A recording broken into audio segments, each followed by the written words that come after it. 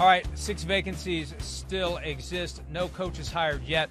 Urban Meyer gets the Jaguars job if he wants it, Chris. That's been out there for so long. The Jaguars have done nothing to push back. They met with him on Friday. He's calling around to get staff lined up, general manager candidates, etc. The question is, does he want it? The other question is, do they want to give him the big mamu that he's looking for? Of course, that doesn't get discussed all that openly, but that's part of it as well. There could be a 7th vacancy. ESPN reported yesterday that Jeffrey Lurie, the owner of the Eagles, still may fire Doug Pederson, who took the team to the playoffs 3 straight years and won a Super Bowl. But what are you doing for me right now? It's not what have you done for me lately. What are you doing for me right now? You're not winning, and you don't have a vision for the team. And I confirmed all of this yesterday. Eagles officially have no comment, but I confirmed all of it. The conversations continue, Chris.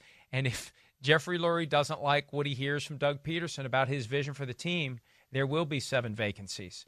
And then the question becomes, does one of these other teams say, hey, Doug Pederson, Super Bowl winning coach, I'm going to snatch him up? Yeah, I mean, I think he would definitely be in play if he does get on the market here. You know, it's crazy that we're having this conversation, but there's obviously something really wrong there in Philadelphia. There really is. I mean, because you're right. Listen, I don't think Jeffrey Lurie is a guy that's just like, you know, off the hinge owner who's going to just do crazy crap. He doesn't come off that way.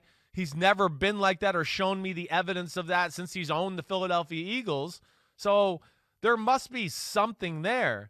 And, you know, listen, Mike, you know I know people around the NFL too. Yeah, from what I've been told, he is not out of the woods by any stretch of the imagination, that it's still very much on the table that he could be fired. And, yeah, there is, again, I don't know what exactly it is, but there is obviously a concern with Doug Pederson, and whether it's the vision for his team, the way he handled that situation towards the end of the year, either way, something's not lining up to where they're thinking about making a change.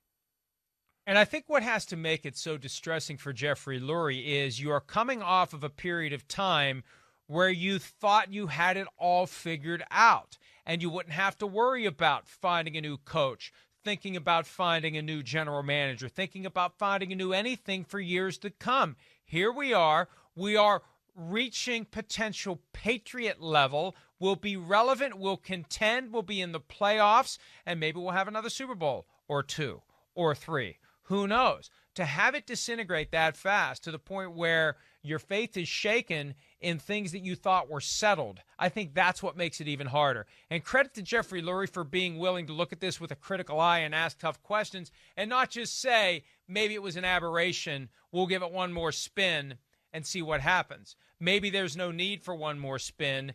Maybe the magic is gone. And look, here's the difference, Chris. If Mike Tomlin would get fired today by the Steelers, he'd have a job with someone else tomorrow. If Doug Pederson gets fired today by the Eagles, he doesn't have a job tomorrow. And he may not get one of the other ones. I think they at least at a minimum will have to do their work to understand exactly what in the hell happened in Philadelphia this year to get the Eagles to fire him. I think you're right. There's no doubt, you know, I agree with everything you said there.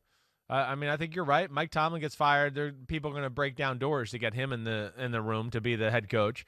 Doug Pederson, you know, yes, there's going to be certainly interest and everything that way, but you know, he's supposed to be an offensive genius and those type of things. The offense has not been anything special the last few years. That's certainly not going to help him. And then, yeah, when there's just this much talk, you know, like the old phrase, where there's smoke, there's fire.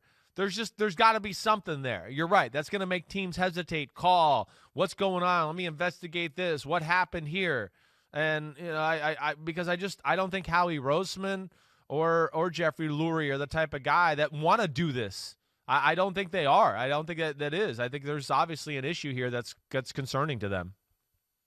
No smoke or fire as it relates to Chiefs offensive coordinator Eric Bieniemy. We entered the process assuming that his ship was going to come in this time around, that someone would hire him, and there's a sense now he is going to get passed over again. He's privately saying he's going to stay in Kansas City and wait for the best possible job to come open, the perfect job to come open. Meanwhile, there's a logjam that's being created because Andy Reid wants to pivot to Mike Kafka as offensive coordinator. You know, they went from Doug Pederson, he gets a head coaching job. Matt Nagy, he gets a head coaching job. Eric Bieniemy, he's stalled in his spot for 3 years, Chris, and it may be 4 years. I mean, that would be the shock of the coaching hire cycle. The fact if Eric Bieniemy, the guy who's been the right-hand man or right there involved in orchestrating the best offense we've seen in football the last 3 years, that would, I think, shine a light on this whole situation again to another degree. I don't even understand how that happens at this point with everybody trying to find the young coordinator QB guru. We have a guy with the top offense in football who helped bring along the best quarterback in the game right now, the biggest star in our game, and he's not it doesn't even sound like he's going to get offered. There's just nothing.